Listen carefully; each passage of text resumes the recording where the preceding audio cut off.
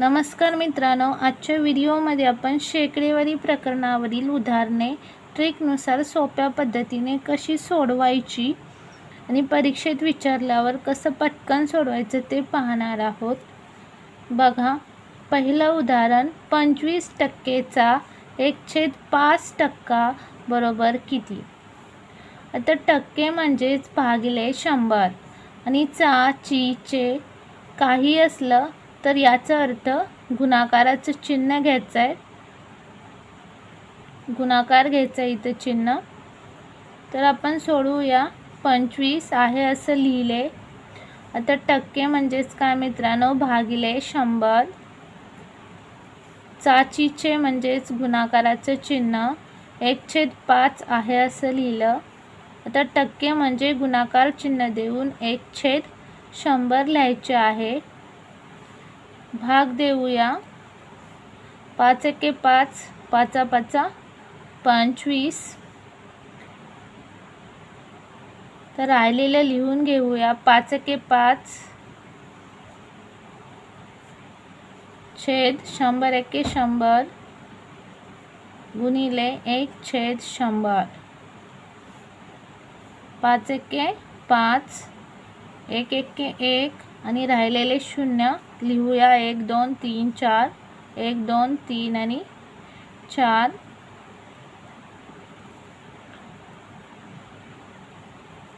बघा, आता छेदामध्ये जर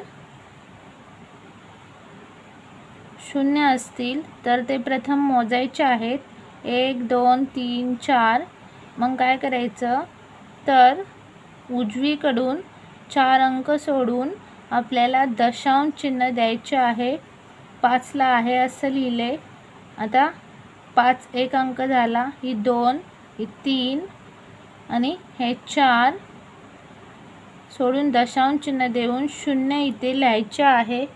अशा प्रकारे या प्रश्नाचं उत्तर इथे आपल्याला मिळालेले आहे. उदाहरण दुसरे बघा, 25चे 25% बरोबर किती. इथे मित्रांनो टक्केचं चिन्ह असतं तर आपण भागिले 100 लिहिलं असतं, पण टक्केचं चिन्ह नसताना इथे उदाहरण कसे सोडवायचे ते बघूया. प्रथम 25ला आहे असं लिहूया. आता चे, च्या, ची, च्याऐवजी काय घ्यायचं आहे, तर गुणाकाराचं चिन्ह घ्यायचं आहे. हे 25 आहे असं लिहूया. टक्के म्हणजे गुणाकाराचं चिन्ह देऊन 1/100 लिहायचे आहे. त्यानंतर 25 आहे असं लिहूया. गुणिले 25 एके 25 छेद 100.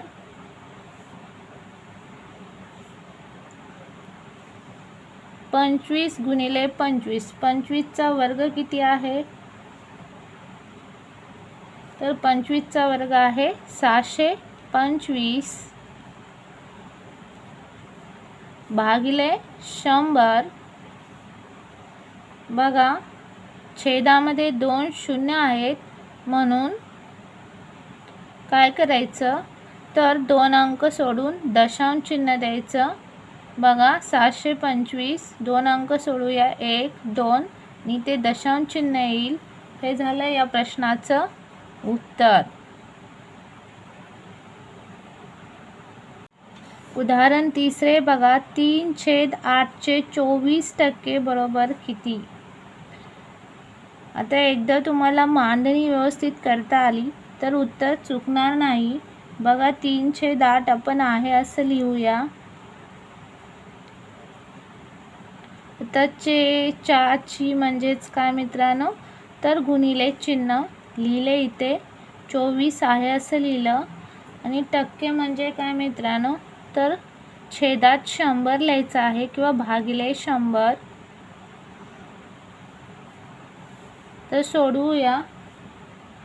बघा, 8 एके 8, 8 त्रिक 24, 3 त्रिक 9 छेद 100. आता छेदामध्ये 2 शून्य आहेत, मग काय करायचं, 2 अंक सोडून उजवीकडून दशांश चिन्ह द्यायचं आहे. बघा, 9 1 2 इथे दशांश चिन्ह येईल आणि त्यानंतर आपल्याला इथे 0 घ्यावा लागेल. अशा प्रकारे या प्रश्नाचं हे उत्तर झालेलं आहे. अशा प्रकारे या प्रश्नाचे उत्तर मिळालेले आहे. पुढील प्रश्न बघा. 180 चे 7/12% बरोबर किती? काय करायचं, 180 आहे असं लिहायचं. आता ची म्हणजेच मित्रांनो गुणाकाराचं चिन्ह 7/12 आहे असं लिहायचं आणि टक्के म्हणजे गुणाकाराचं चिन्ह देऊन 1/100 लिहायचे. आता आपण भाग देऊया.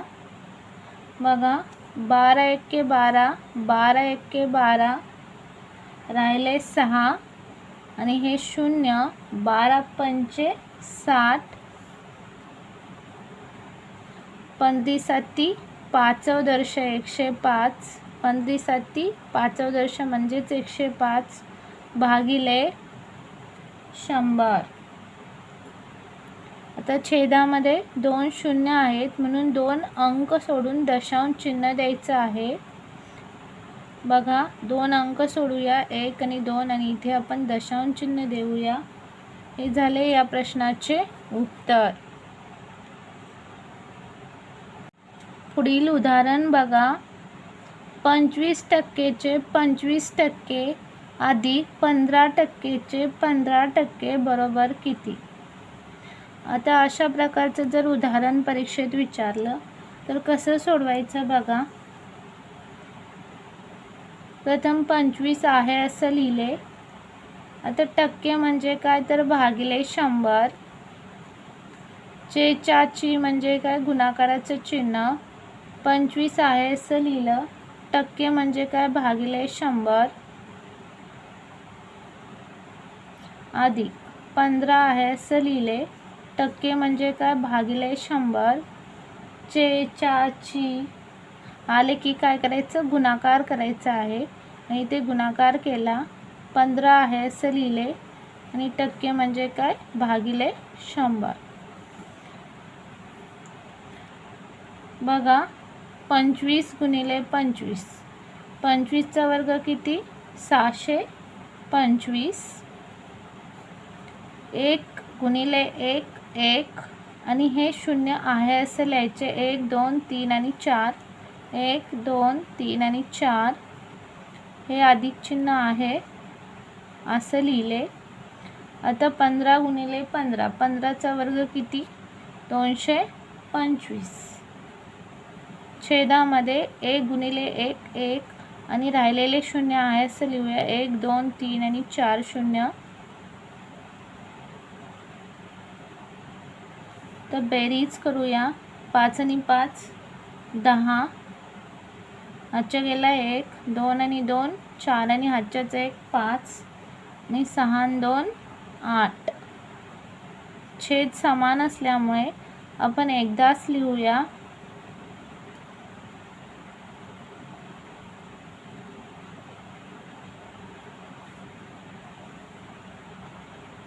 आता काय करायचं तर छेदामधले 0 मोजायचे आहेत. 1 2 3 4 आणि मग 4 अंक सोडून आपल्याला दशांश चिन्ह द्यायचं आहे. 1 2 3 4 आणि इथे दशांश चिन्ह आणि इथे 0 घ्यायचं आहे. अशा प्रकारे या प्रश्नाचं उत्तर आपल्याला इथे मिळालेले आहे. मित्रांनो, परीक्षेत जर अशा प्रकारचे उदाहरण आले म्हणजे इथे जर वजा चिन्ह आले तर कसं सोडवायचं ते बघा. तर 1200 आहे असं लिहायचं. आता ची म्हणजेच काय मित्रांनो तर गुणाकार करायचा. 13 आहे असं आणि टक्के म्हणजे काय तर भागिले 100. हे वजा चिन्ह आहे असं. हे 1500 आहे असं. ची म्हणजेच गुणाकार करायचा. 16 आहे असं आणि टक्के म्हणजे छेदात 100. त्यानंतर सोडवूया, भाग देऊया. ह्या 2 शून्याला हे 2 शून्य गेले. आता 12 × 13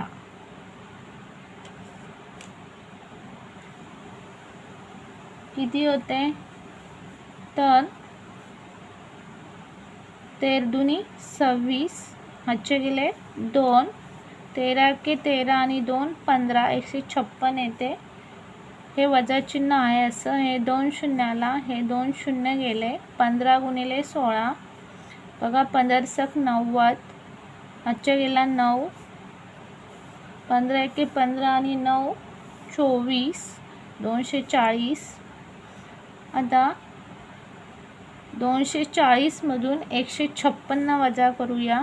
240 वजा 156,